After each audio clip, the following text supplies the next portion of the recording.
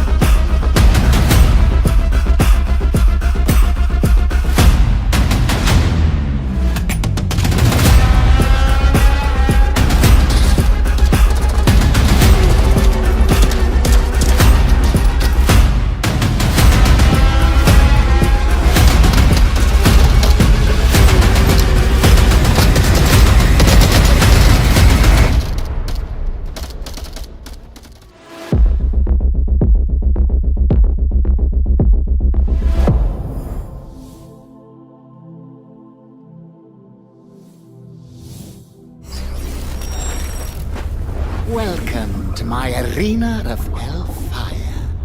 In here, no one plays nuns. Two sides enter, but only one side can survive. Let the battle commence!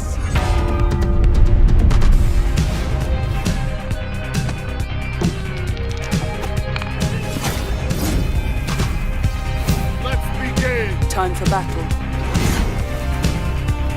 Guardian ready. Shall we do this? Strike.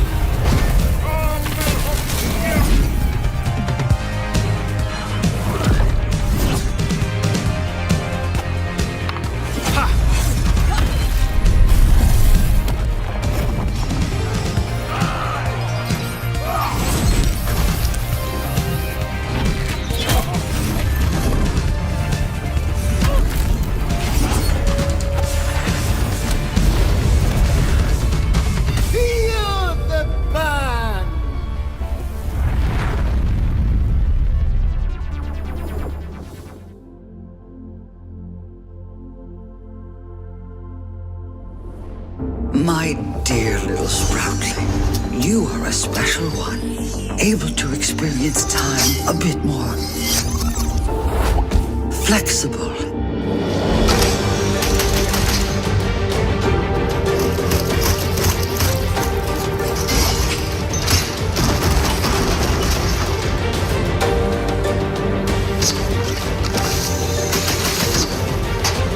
You and all your other selves.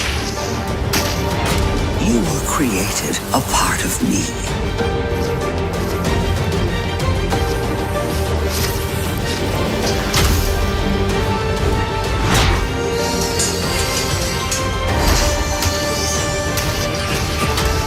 We are connected. We are nature. We are one.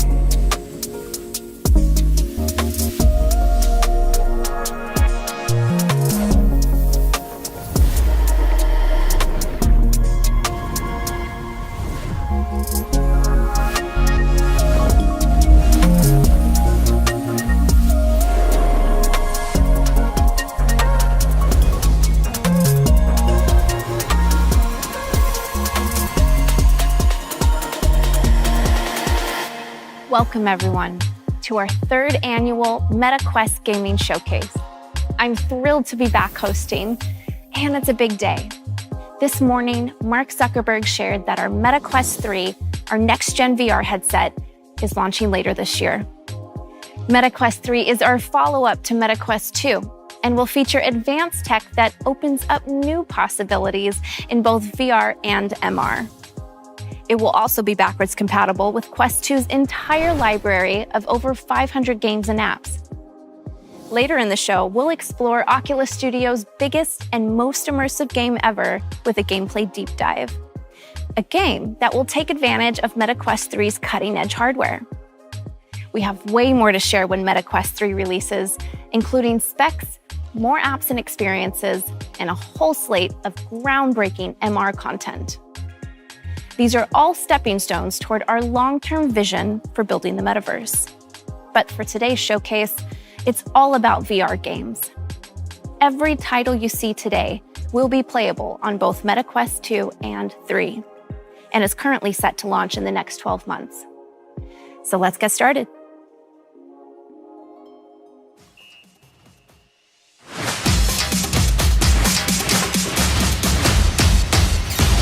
Are you ready?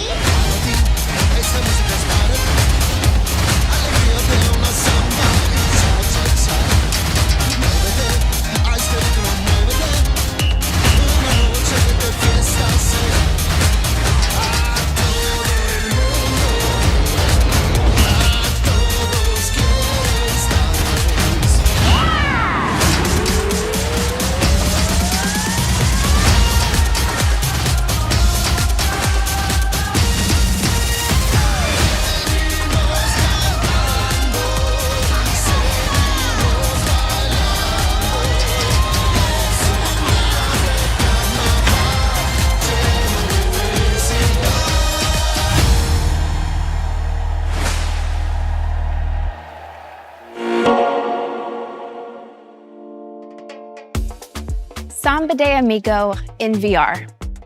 I could not be more excited because music is such an important part of my life. I was a professional musician for years, and at Meta, I've gotten to work with the talented teams behind a bunch of other rhythm games. Playing Samba de Amigo in VR feels like it's always belonged here, and I can't wait to see everyone shaking their maracas when Sega brings the game to the MetaQuest store this fall.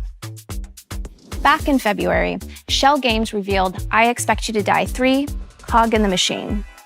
Today, I can confirm that this third helping of Spy Hijinks, or Spyjinks, is coming to the MetaQuest store this year. Hopefully your skills haven't gotten too rusty, because this threequel will send agents on their most challenging mission yet. Confront more villainous villains, tackle more perilous perils, and expect to die a few more times. Oh, you are either very strong or that steering wheel was not attached correctly. Dr. Roxana Prism is a former inventor for the agency. She truly believes she can create a better agent. Oh, hey, I'm Earl Butler. You'll either prove her wrong, or prove her right. You're dead in that second scenario. Once you're dead, everyone will see just how superior my robots are to human agents. Hey, you found some nickel. Do it again and you'll have 10 cents. Every time we encounter Agent Phoenix, we get stronger. Check this out, we can fly now. It's simply a matter of time and iteration. You don't think that's the end? It's not even begun. Are you using Dr. P's notes I left in there? Aren't they great? Sometimes I look at them because they make me happy. You don't have to play the series in order, but if you'd like to, you'll find the first two games bundled in the MetaQuest store for 40% off for a limited time. That's not all Shell Games is working on. They made a promise at last year's showcase. 3 games over the next 2 years. Hot off the press, let me introduce you to Silent Slayer, Vault of the Vampire. Silent Slayer is a single-player horror game that'll bring you face-to-face with slumbering vampires. And as you might guess from the title, stealth is key to survival. As Shell Games puts it, silence is golden, sound is death. Spooky. Let's take a peek. Keep silent. Gently. At last. Aim for the center of the chest. And do not be gentle.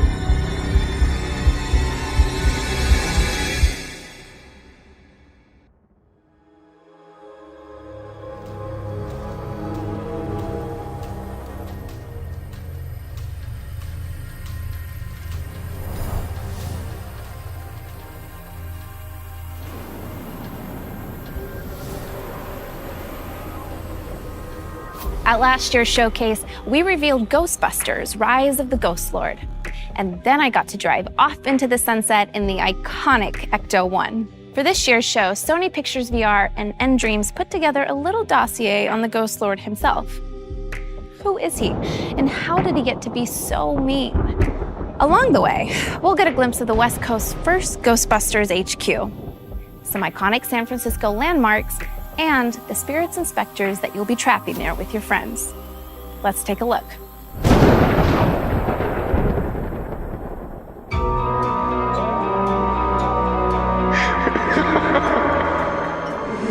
You think you know the whole story of the Ghostbusters. Well, you don't know my story. 1984. My research brought me to Columbia University, where I studied under the Ghostbusters. They dismissed my work, called it dangerous. But in San Francisco, I can show them, with its untapped cauldron of the undead. Where others saw fear, I saw subjects. How could I know my research would stir a dormant evil? The Ghost Lord. Alcatraz. Tortured souls, whose guilt I could drain and drain again. Their pain, the price of progress. My dear assistant Katie understands. Soon everyone will understand. Especially you, Ghostbusters, with your silly parlor tricks. You will see the progress I have made. Know the power I have harnessed. You will realize that I, Gustav Hookfather, am the genius who gave the world endless clean energy. The Ghost Lord is coming. What have I brought upon the world? The time of the Ghost Lord is here.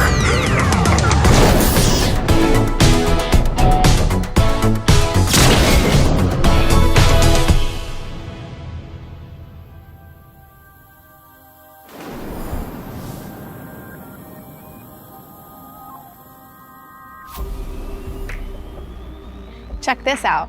The team let me into the San Francisco Ghostbusters HQ a little early, and it's still under construction, but I've got my proton pack, my PKE meter, and I know exactly who I'm teaming up with to take out the Ghost Lord. Because if there's one thing you can say about me, is that I ain't afraid of no ghost. Whew. Anyway, when we asked One Hamsub, developers of Rocket NX, what's something players will love about your new game, they said, you can lose an arm, then pick it back up and bash your enemies with it. There you go. Underdogs is a physics-based brawler where you wrap yourself in your 5-ton gorilla mech and rampage through New Bracca, the 22nd century mech fighting capital of the world. Take on whatever the pitmasters throw your way and upgrade your mech to be even more fearsome. But remember, the more you climb the ranks, the more every lowlife in the city will be gunning for you. So get ready to claw your way up the food chain.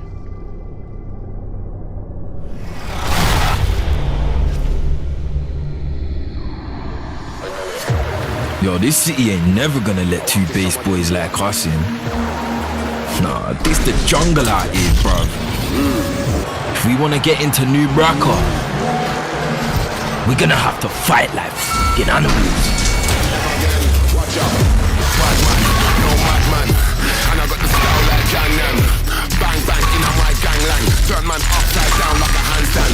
Don't this man, me not use this man. When I'm on arms like a wristband. My walk, none of them boy can't withstand. Them are the minimal, something like beautiful. When I take this, we like this beautiful. Human as stuff, all that minerals. Send to your army,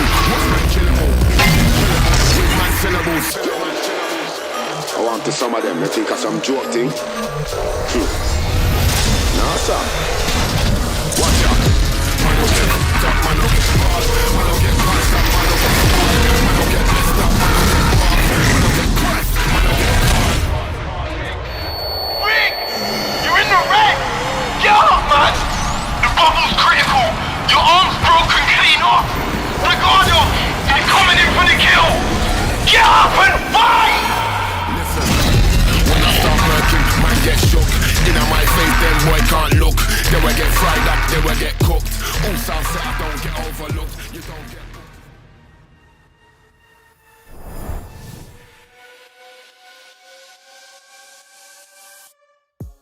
At last year's show, we revealed NFL Pro Era, the first NFL and NFLPA licensed VR football sim. Since the games launched last October, you've completed over 3 million NFL seasons and unlocked over 9 million trophies. But what's next? Here to tell you is Status Pro president and co-founder and former NFL wide receiver, Andrew Hawkins. Thanks, Ruth. Our goal last year at Status Pro was to give people the experience of being NFL QB1, feeling the rush of stepping onto the field and leading your favorite NFL team to victory. And the positive response we got from our community was overwhelming, but that was just the beginning. Later this year, we're upping the game with the next evolution of NFL Pro Era. This year is all about showing the world what you've got. With the new version of NFL Pro Era, we're expanding multiplayer so you and your best friend can pit your favorite teams against each other and see who comes out on top. There's a world of competition out there, and we want to see how our community's QB skills stack up. We got a lot more to share, though, between now and launch. New features, new modes. This is more than a roster update. The next version of NFL Pro Era will build on last year's game in so many cool ways, and we cannot wait to get it in your hands. Check us out on social. We're posting a lot of community and game updates there before we launch this fall. This is really cool, by the way. Thanks, Hawk. All right, moving on from the field to the court. Back in December, Resolution Games, creators of Blastin' and Demio, revealed their latest project, Racket Club, an all-new sport designed exclusively for VR. Practice your swing solo, play pickup matches with people all around the world, or just hang out and socialize courtside with your friends in this one-of-a-kind sports complex. Here's a new look at Racket Club.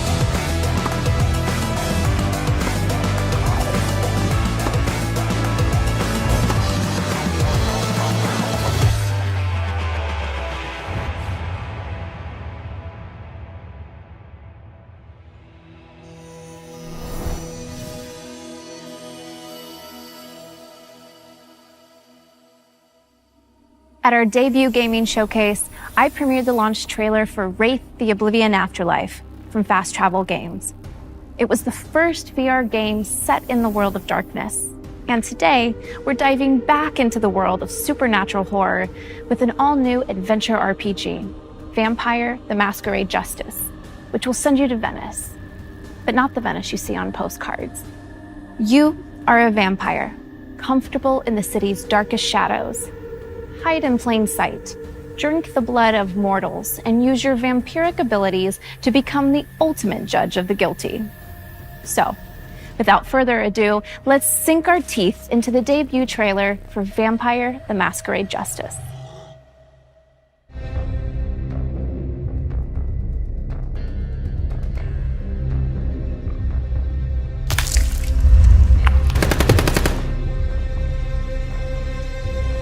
Venice. Italy. Felt like I was back on square one. hiding in the night.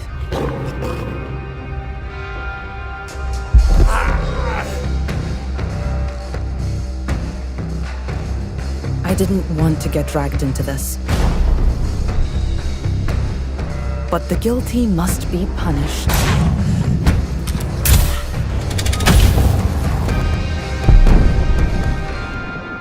You do well to remember that. Because if you don't, I'll make things very uncomfortable for you.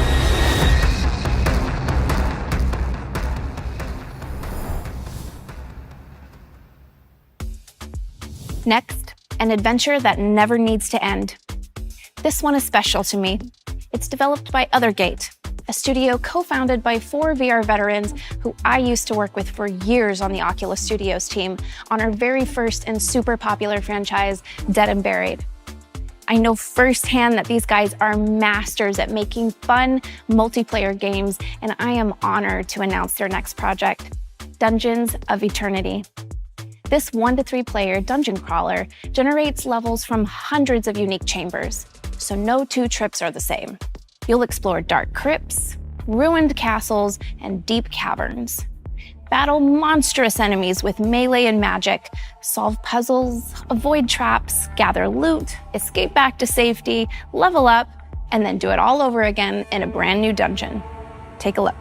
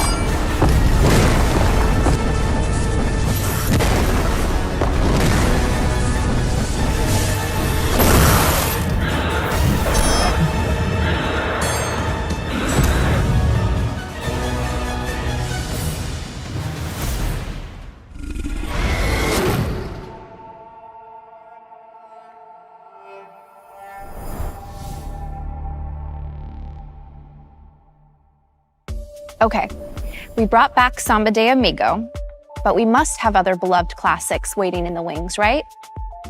How about one of the best-selling games of the 90s? An iconic mystery, maybe? Something a little spooky? Yeah, I think we have one like that.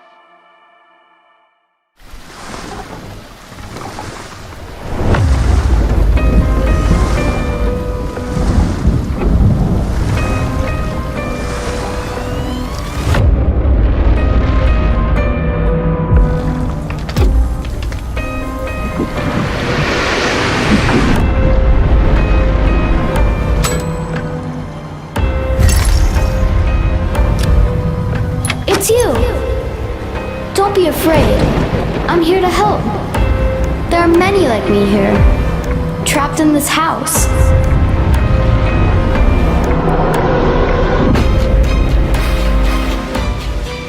Each night, the guests arrive. Stout, what do you want? Show yourself!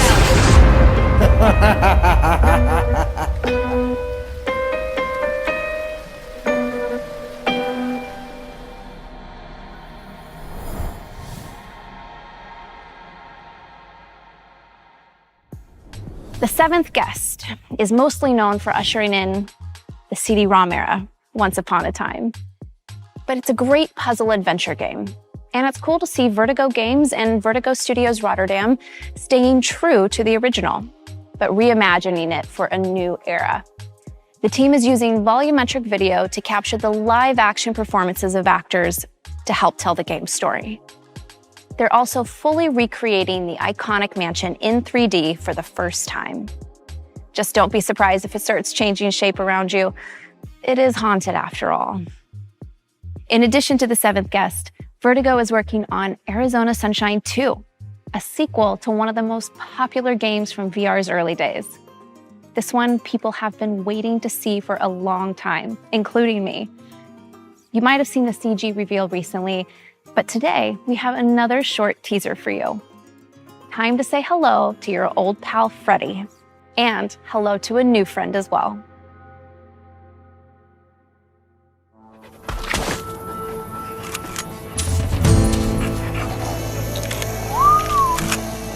Oh, what's going on, Fred? Hold up. Allow me to show you how it's done. Nice, but... Oh, yeah, that's gonna do. Watch and learn. What the? Get a room. You know that only counts as one. In Arizona Sunshine 2, you'll survive the desolate waste of Arizona with your new best friend, Buddy, who you can trust to have your back, even when Freddy's are trying to take a bite out of it. Arizona Sunshine 2 launches later this year, so be sure to check out the game's extended CG reveal trailer if you haven't already. Okay. Last November, Netflix and Tenderclaws revealed that the hit series Stranger Things is coming to VR.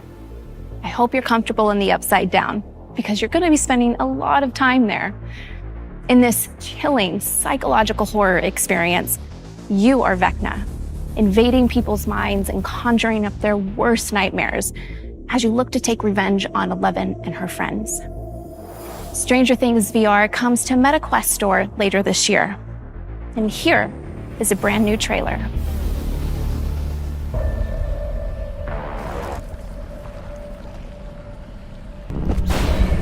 I saw a means to realize my potential, to transcend my human form, to become the predator I was always born to be.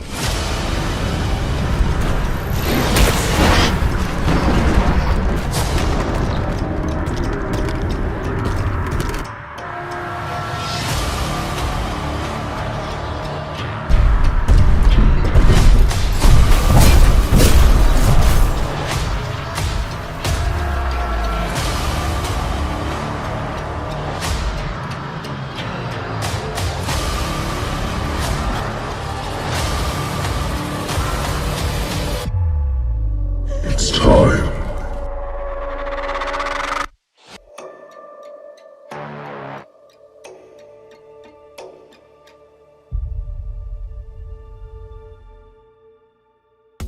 Next, it's time to strap into your omnidirectional mobility gear and prepare to fight the unthinkable. Attack on Titan is a best-selling manga series, acclaimed anime adaptation, and now, thanks to the team at Universe, an exhilarating VR game. Attack on Titan VR Unbreakable lets you join the Scout Regiment and go head-to-head with the Titans themselves. Swing through the air using your ODM gear and take down enemies many times your size as you try to protect the last vestiges of humankind. Some of you may already be familiar with this game because we teased it late last year, but you didn't get to see the game's dynamic, high-flying battles. Today you will.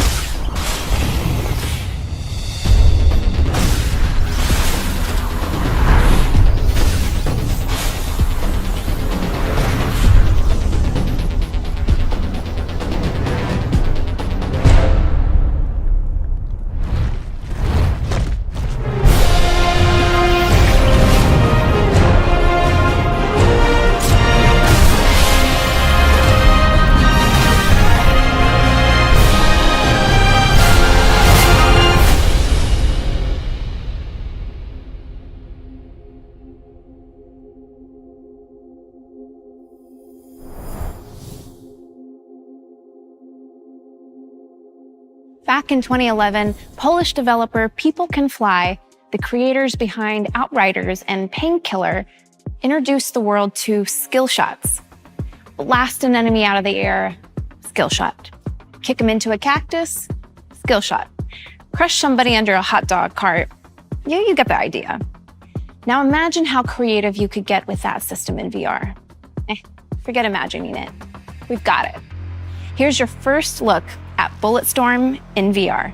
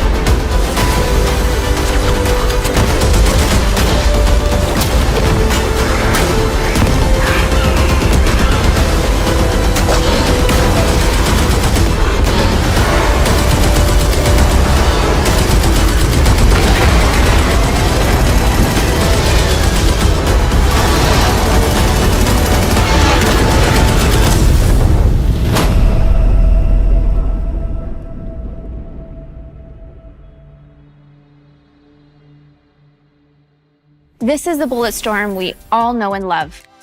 Every skill shot, every story beat fully recreated from the ground up for VR. And for the first time, you'll actually be able to handle an energy leash, deliver devastating blows, and mow down hordes of mutated enemies. So book your ticket to the planet Stygia for later this year. And thanks to People Can Fly and Incuvo for bringing such a fun project to life. Okay, before we start talking about our final game, I know you've been waiting for an update on Assassin's Creed in VR. And I have good news. Assassin's Creed Nexus is coming to the MetaQuest store by the end of the year. Tune into Ubisoft Forward on June 12th for the full reveal of Assassin's Creed Nexus. All right, I promised you a deep dive. Let's get into it. In 2019, Asgard's Wrath took us on an epic journey across the fabled 9 realms of Norse mythology. That journey ended here, imprisoned in this very tavern by the trickster god Loki. But Destiny has more in store for you. From Sanzaru Games and Oculus Studios, this is the world premiere of Asgard's Wrath 2. Chaos is spreading. Loki's evil invades all realms.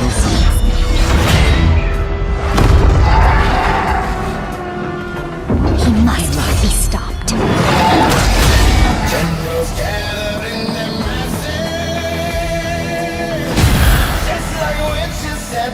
Betrayal has made you stronger, Guardian. No more war pigs have the power. Hand of God has struck the hour.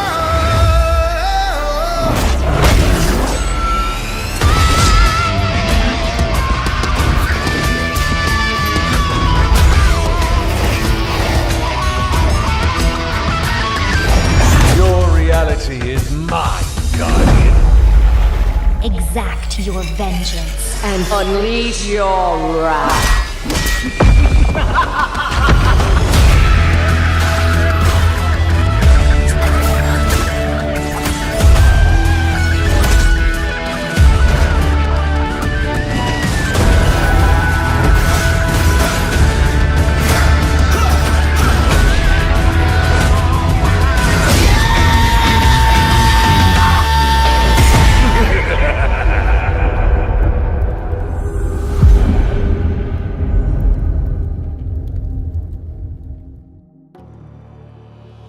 Asgard's Wrath 2 is an all-new standalone adventure in this epic series.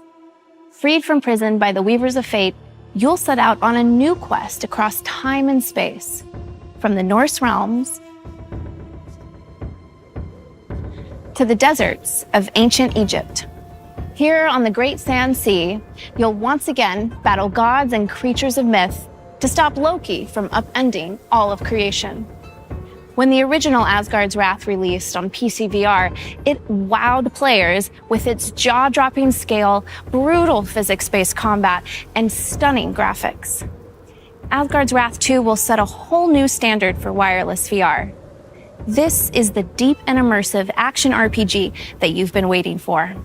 Packing enormous, free-roaming environments, gorgeous visuals, and well over 60 hours of exploration and tense combat into MetaQuest 2 and MetaQuest 3. Today, my friend Matt Kramer, head of design at Sanzaru Games, will take us on a tour of the team's groundbreaking title.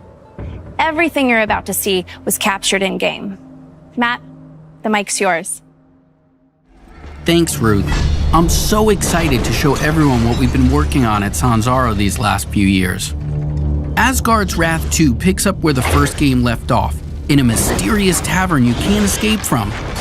You're suddenly thrust into battle with a giant creature, clearly from another realm. Just when you think all is lost, you encounter the Weavers of Fate, a trio of beings that set you off upon your adventure to find and stop Loki. So just how much bigger is this game? Not only will you travel through new Asgardian locations, like Muspelheim, the Land of Fire, the Weavers of Fate will also bring you into new realms, like the vast desert expanse of ancient Egypt. These massive worlds, beyond the scope of any other game on the MetaQuest platform, come alive in Asgard's Wrath 2. Dotted with temples, caves and dungeons, characters to meet, Travel well. monsters to battle, quests and side quests, wildlife, crafting resources, mini-games and more. This is a living world you can roam and explore freely. The most expansive of these worlds is the Great Sand Sea, full of hidden treasures and unique events. You could spend hours upon hours exploring this map and still not discover all its secrets. You might decide to prove your combat prowess by hunting rare, high-level monsters that roam the sands, or gather plants or and animal parts to craft useful consumable goods, such as bait to attract wildlife, or a ward that provides a temporary AoE benefit wherever you throw it. But it's not all about survival. Kick back and fish, or beat your high score at the Slingshot Shooting Gallery. There's no shortage of stuff to do and see outside the primary quest line.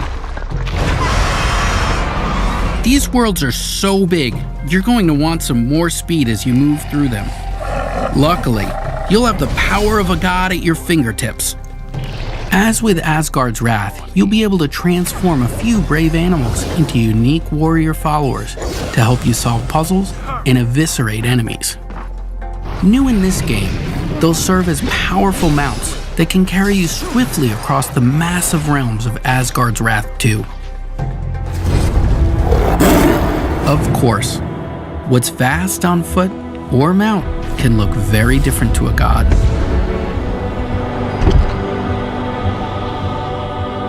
Like Asgard's Wrath, you'll also see the world from the god-scale perspective and use your cosmic powers to manipulate the mortal world around you.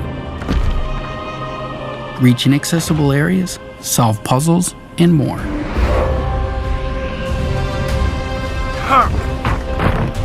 You can't save the world alone, though. Egypt is full of would-be heroes who need your godly assistance to enter the realm of legend. Each hero in Asgard's Wrath 2 is completely unique. Different weapons, different skills and abilities, and different strengths. By possessing these mortals, you can help them fulfill their destinies and get closer to yours as well. The first of these heroes is Abraxas, a cynical tomb robber with a grudge against the gods.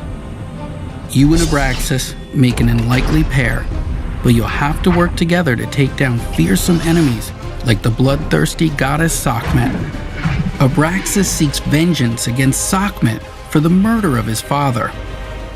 With his boomerang axe, whip sword, and bladed shield at your command, He'll stop at nothing to defeat her. Combat was one of the aspects players loved most about Asgard's Wrath, us included. It was vicious and brutal. Whether swinging a sword, throwing an axe, or even using your fists, the combat made you feel powerful and skilled. In the first game, the combat favored a defense-first approach, meaning you had to block and parry a series of enemy attacks before you had a chance to remove their runic shields. This loop had to be completed 3 or 4 times before you could start damaging an enemy. In Asgard's Wrath 2, our updated combat system is centered around player choice. Nothing is holding you back.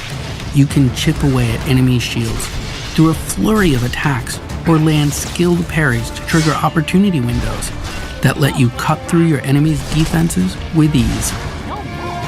We've also expanded the systems to include elemental types for a greater degree of player customization and wider variety amongst enemy archetypes. This time, we have a full physics system implemented for weapons, with swords, axes, bows, staffs, and more at your disposal. You can find a combat style that's right for you. But you'll need to change up your approach, as enemies will now react to your every movement and switch up their own attacks. You'll also unlock new skills and abilities as you level up, letting you invest further in the weapons you use most. Unlock powerful abilities and super attacks to truly change the game. Nothing feels better than seeing your weapon soar into the air and rain down on a horde of enemies. You'll also discover relics you can slot into your weapons and armor that will provide you with powerful buffs, like adding fire damage to your weapon or heal over time, allowing you to customize your weapon set against each enemy you face. But you won't be the only one leveling up. Your animal followers have their own skill trees and will grow in power the more you spend time with them. Even with an upgraded companion and all these powers at your disposal, don't think the enemy AI will go easy on you. As you level up, so will they, gaining new abilities, smarter tactics, sneaky counters, stronger armor, powerful super attacks, and relics to use against you. Some will even heal each other, boost each other's damage, or call for reinforcements. You'll have to use all the strength, endurance, speed, and quick thinking you can muster to forge a path through the ravenous enemies that lay between you and your destiny.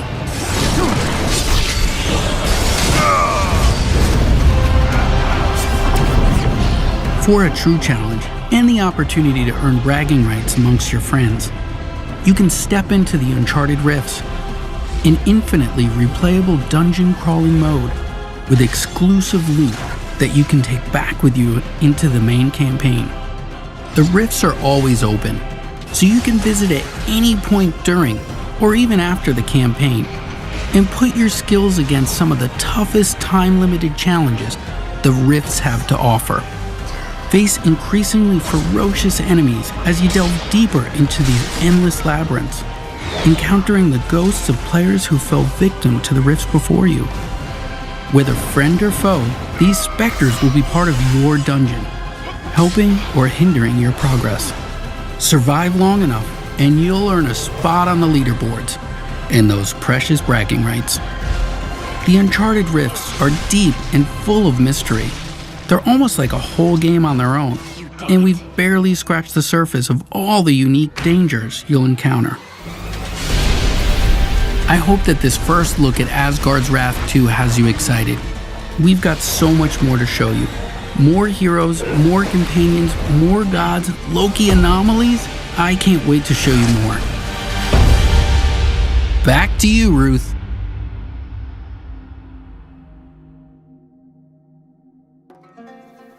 Okay, now head over to the MetaQuest store because pre-orders of Asgard's Wrath 2 are open. Pre-order and you'll get a copy of the original Asgard's Wrath on PC. You don't have to play it before, but it'll add some fun context. You'll also get immediate access to the Great Sand Sea home environment I'm standing in now, and unlock an exclusive Asgard's Wrath 2 themed character, as well as the title of Cosmic Guardian in Population 1. And once Asgard's Wrath 2 launches later this year, those who pre-ordered will get access to the Sword of Ra and the Sun God's battle armor. That's the end of our main showcase, but stick around for more, because up next, we have some of the most passionate VR creators sitting down to discuss the games from the show. And while you're there, we're running a sale on favorites like NFL Pro Era, Resident Evil 4, Bone Lab, Among Us, and many more. And like last year, we're also giving away this awesome room I'm standing in. It's available now in settings under Home Environments. Of course, there's so much more we want to share with you. We plan to announce more games, major updates to existing titles, and we've got a whole new headset to launch. Thank you all so much for tuning in, and thanks to the developers who helped put this show together. Keep playing, and we'll see you next year.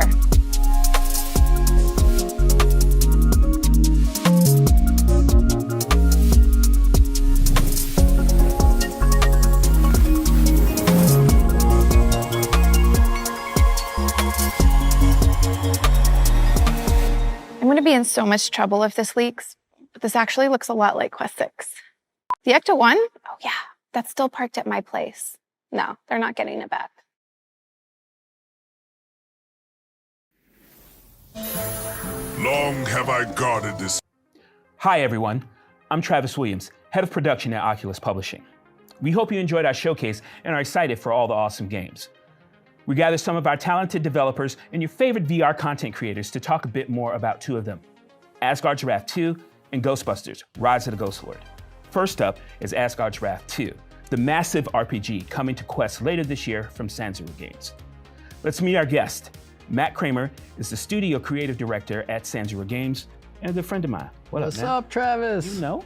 And here to grill him with questions are VR gaming creators from the community. We are pleased to welcome Jasmine of VR with Jasmine. Hi, everybody. What's going on, Jasmine? Jeff, AKA A Wolf in VR. That's me. What's going on? And Thomas, AKA Voodoo, DE. Hi, guys. Thank you all so much for being here. You guys have just seen our reveal trailer and gameplay walkthrough. I'm sure you have plenty of questions, but first, I'm going to kick things off with a question to Matt. What led your studio from the first game to Asgard's Wrath 2? Well, you know, the first game, we just knocked it out of the park. I mean, it's the largest, biggest action RPG ever made in VR. Yes. So what are we going to do? Let's make it bigger. Let's make it better. Ooh. And that is what we're doing with Asgard's Wrath 2. So I cannot wait for you guys to dig into this game. I want to so bad. Like, Wrath 2 has so many different layers of gameplay. We've got the Uncharted Rifts. We've got over 60+ hours of gameplay in large, huge, expansive worlds. 60. So you guys saw the mounts, which we'll talk about further. Yes. So you can look at that. Zoom in on this. Look at that. That's me on the Panther thing. That's our next mocap right there. So, but you know, we've got these mounts, and so that just gives you any inkling of the size of the worlds. You can transform any of those guys at any moment. So Jasmine, you're new to the Asgard's Wrath experience. What did you think of the trailer? Wow, that's what I thought. The whole time, I think my jaw was on the floor, just like, what? There's more, there's more, there's more. And honestly, the entire time I was looking at it, first I did notice how beautifully designed the characters are. Like their costumes look beautiful, so intricate, which is amazing that you're able to get that on a standalone headset like the Quest. Oh yeah. But aside from that, I was also, the whole time I was feeling like, am I in a movie? I feel like I'm literally in a movie. So could you talk more about like how much of the storyline is like built into there? Yeah, so Asgard's Wrath 2 takes off where the first one left off. And the good news is you don't have to play the first game. We've got an awesome recap that you can see in VR, and we retell the whole story. So first game, you're kind of a fledgling god. Loki takes you under his wing. And if you remember, Loki left you in a prison and you're trapped there. So the second game takes off with these Weavers of Fate intervening and helping you get out of this prison to track down Loki where he is. And that's where we find him in ancient Egypt. Very cool. Jeff. Yeah. Man, look, you're old school Asgard draft. Oh, yeah. Okay, so tell me, like, what's your favorite memory? Okay. Pick one. Okay, my favorite thing about the first game is probably the scale of it. I mean, you're a god, you're a little person, so on and so forth, but when you first walk into Jotunheim, which is the world of giants and all that, and you just look in the background and this giant's like suddenly getting up off the ground, and you're just like way down here, and you're just like looking up, craning your neck to see these giants moving, it's just incredible. And that's something that you can only feel in VR. Absolutely, I agree. So how about this Asgard draft? Oh man, I am so excited about it, and I assume you guys have even more like hidden collectibles and secrets all around the world that people can find. Because I remember one of my favorite parts about the first one is I played through the entire game. You hit the credits, but then there are these massive like side dungeons that tell their own story, and you kind of find those in random locations. Do you have stuff like this too, where I can go out and just do an entirely different game outside the main story? Yeah, and it's something that we always think about. We're always valuing the player's time and experience in the game. So when you unlock those side quests and stuff, they're not like 1 or 2 objectives and stuff. It is a full-on narrative story that you're going to unlock, almost with its own little ecosystem and its own little loop. So it's not kill 10 squirrels, it's go on this adventure. Yeah, we want you to feel like you're in the world, living and breathing it. I can't believe that this is on Quest 2. It's just amazing to see this kind of graphics. And my question is, how could you do that on Quest 2, and how does it look on Quest 3? Yeah, great question. So first on Quest 2, so everything you saw, that's Quest 2 footage. Absolutely looks phenomenal. Crazy. And so we're just very conscientious about what our boundaries are, what we can do and what we can't. We make those boxes very early on in development, and those are the boxes that we live in. In terms of Quest 3, the feeling of the headset is superb. I've been using this for a couple months now. It's the form factor is primo. It is. Really? The other thing is resolution and horsepower on this thing is phenomenal. So it will even look better on Quest 3.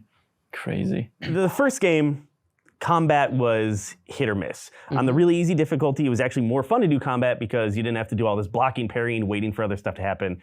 But in this one, combat looks so much more fun. But in addition to that, the weaponry. I mean, we got axes, and you're Captain America-ing a shield across there. You have this like a harp bow that's shooting things. That harp. What is that? What I do want to talk about is weapon diversity. So another thing that we haven't touched on is the sword that Abraxas has transforms into a whip. Oh yeah. And so traversal in general is taken to another level in Asgard's Wrath too.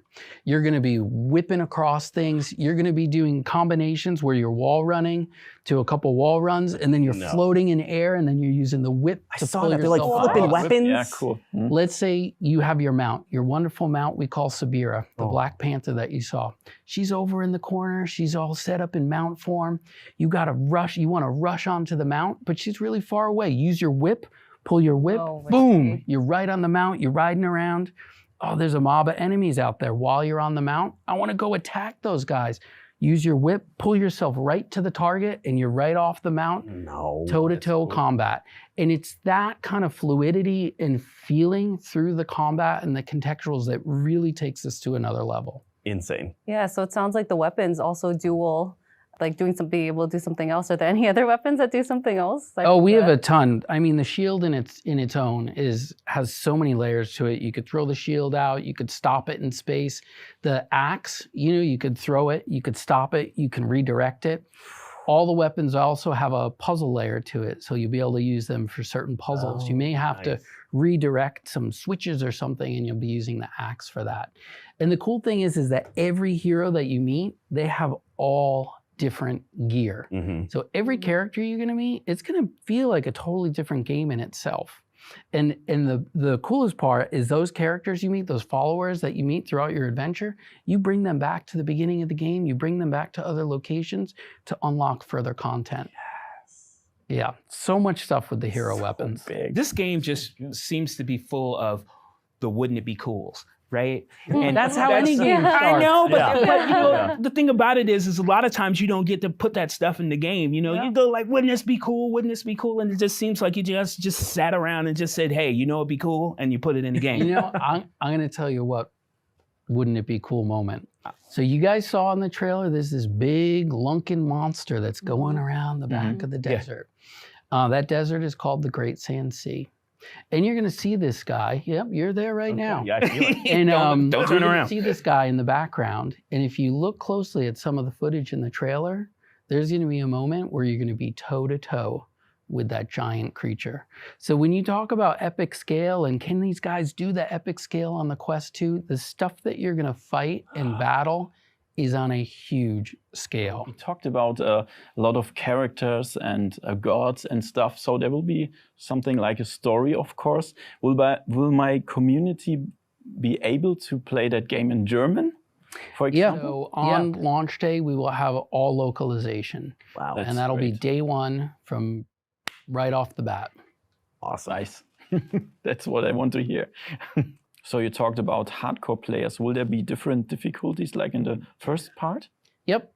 We have everything from, you know, the base story mode to the hardest difficulty, which we call Wrath. Absolutely. But why? Because it will punish you. I feel it. I want to see that YouTube video, you finishing the entire game on Wrath difficulty. Well, my first series is going to be 40 episodes because it's a 60-hour game, plus dungeons, plus you have these rift mechanics. I mean, it's massive. You expect me to play it multiple times? I guess you better get on it. All right, I'll take the game right now. So when you talk about 60 hours gameplay, how can you make sure the game is interesting all over that 60 hours? How do you? Yeah, it's just making sure that everything is fresh. You know, we've got our overarching story narrative, and then we have all the different characters and hero gears and followers you meet. In my mind, I feel like all those little sagas are like mini ecosystems in themselves. They're mini games in themselves. Plus, we've got the Uncharted Rifts. So the Uncharted Rifts unlocks as the player's moving the game forward. They're going to meet a character called the DM. The DM opens this rift on the ethereal planes with the Weavers. And so the Rift play is basically like a roguelite game. There's floors and floors of dungeons that the players need to go through. Now, what's cool about this is when you die in the Rift, which I will, you can leave behind either a divine soul or a dread soul. A divine soul will go off into the cosmos and it'll go into someone else's game. Wow. And while they're playing those Rift dungeons, they may have your divine soul there. And let's say the wolf is having a hard time because he's probably going to have the hardest Probably. and he needs some extra help. He can reach out to one of those divine souls and you could pull them into your game. So I can pull Jasmine into my game. You could. And her soul will help me. Yep. So let's say you're not so nice and you want to throw out a dread soul. Oh boy. And so you can send out a dread soul to go to other people's games, and they'll actually be an enemy that's going to fight other people. Crazy. And it's an asynchronous play where you're getting a feedback loop back and forth. How'd you come up with this? This is wild. We want to make sure the game is chock full of all these different discovery points. And to your earlier question, how do you keep people playing? Is things like this. It's the story, it's the content, it's the type of stuff that's coming and just keeping it fresh. So I think that's fresh as hell as far as I'm concerned. I mean, look, Matt, clearly you spent a lot of time making this game. It's gonna be awesome. All right, that's all from us now. Thanks a ton to Jasmine, Jeff, and Thomas for joining us today, but especially Matt. You know, Asgard's Wrath 2 is available for pre-order now with some awesome in-game items coming exclusively to MetaQuest headsets later this year.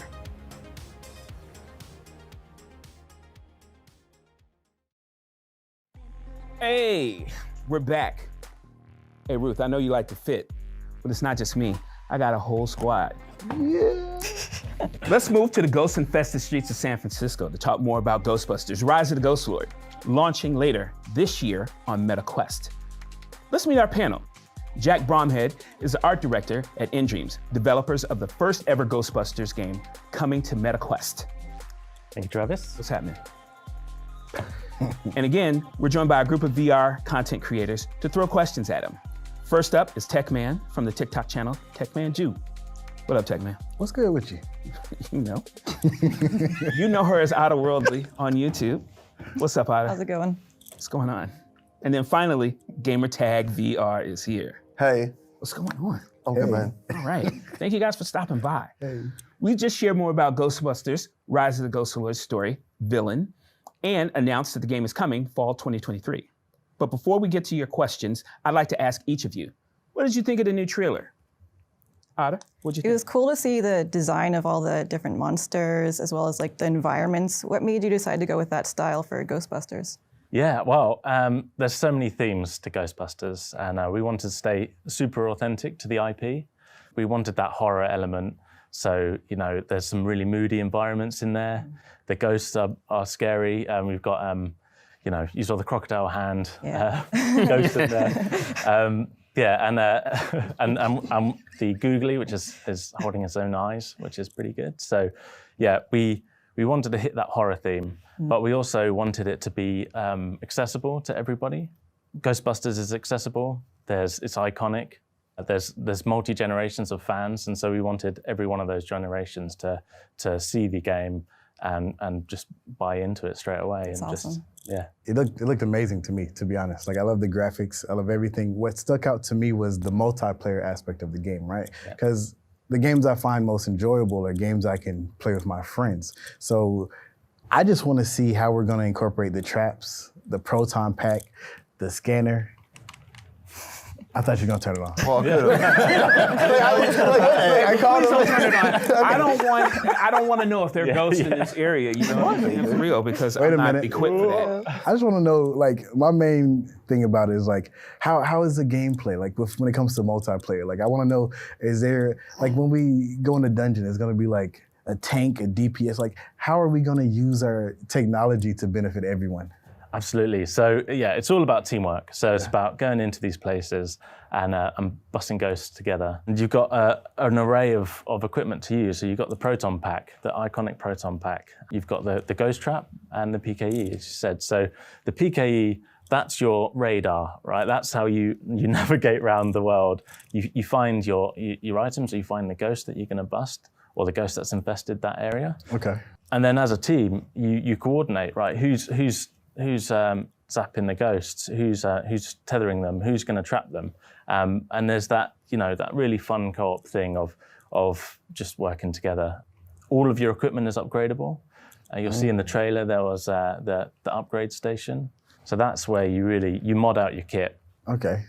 So one of your team might decide to have the shield, the deployable shield, or the decoy, and the others might be just doing the heavy lifting with the proton pack. So basically, it's like once we determine our loadouts, it'll be easier, or like we'll be able to have a better strategy for facing each ghost. Yeah, definitely. It's all about strategy. Okay. And the most fun thing, to be honest, is when everyone's been working hard tethering these ghosts, and you go in and you trap the ghost. So you get your mission at the main HQ, which I'm assuming we can see behind us. Yeah, absolutely. And then you determine what you're going to do from there. Yeah. You get to select an array of missions, and you load out how you want to play and how the team's loaded out. Get to the Ecto 1 and start busting ghosts together. Nice.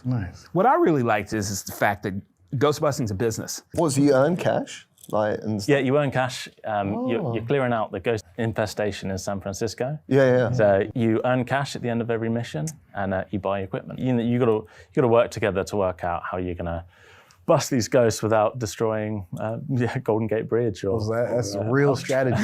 So with such a legendary IP, what was like the hardest bit to do to bring this to VR? Because this is probably the best way anyone could actually feel like they are a Ghostbuster for the first time. Absolutely. So, yeah. VR is so immersive, and to put on the headset, pick up the proton pack, and go in with your friends it's insane, right? One of the hardest things was making sure that it felt authentic. It's making sure that the proton wand felt like the proton wand. Yeah. And the trap, when that opens and captures a ghost, it's as powerful as it is in the movies.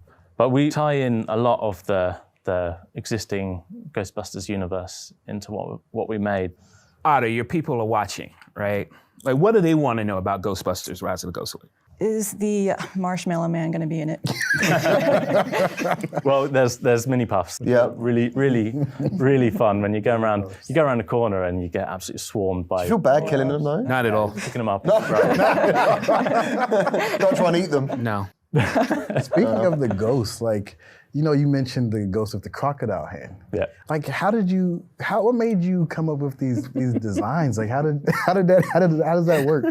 Yeah, we looked at the spirit guide and all the existing IP, and we just tried to make the most fun, most exciting ghost we could. So fans will get in here and feel some nostalgia. Yeah. Okay, that makes sense. So there's a definite art style that you've chosen. Can you tell me, like, how'd you come up with that art style? Like, what was the decision? Like, I'm going to do something like a clean shade. Yeah, absolutely. So we started with very strong concept art. We concepted it all out, and we picked from the styles that we really liked the most. But it was quite clear we needed a really strong toon shader. One, we wanted to play to our strengths on the platform, and two, we just wanted to make it pop. We wanted the characters to pop, we wanted the ghost to pop, and especially when you're dealing with these quite dark and moody environments, you're going around Alcatraz when it's abandoned, so you want things to still look like they pop out. So Techman, what kind of multiplayer gamer are you then? Man, just like Ghostbusters, something with strategy. Okay. Right? So I want to go in, I want to have a plan. I don't want to just go in shooting, busting ghosts. I want to make sure we know what we're going after, what we're going to do, who's going to use the trap, who's going to use this weapon, that weapon. I want it to be flawless, right? Because if we're going to lead a team, if we're going to storm through the gates, we need to know what we're doing. Techman has clearly got some multiplayer pre-qualification in order to make it happen. Well, listen, Jack, I appreciate you coming through. This looks amazing. Thank you. You're the art director, so much love. That'll do it for our Ghostbusters Rise of the Ghostwood Roundtable. Huge thanks to everyone on the stage. Jack.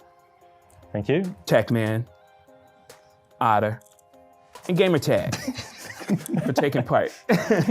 Ghostbusters Rise of the Ghostwood launches this fall, and you can wishlist the game right now on the MetaQuest store. That's all from us. Again, we hope you enjoyed this year's showcase, as well as these deeper discussions. Until next time, peace.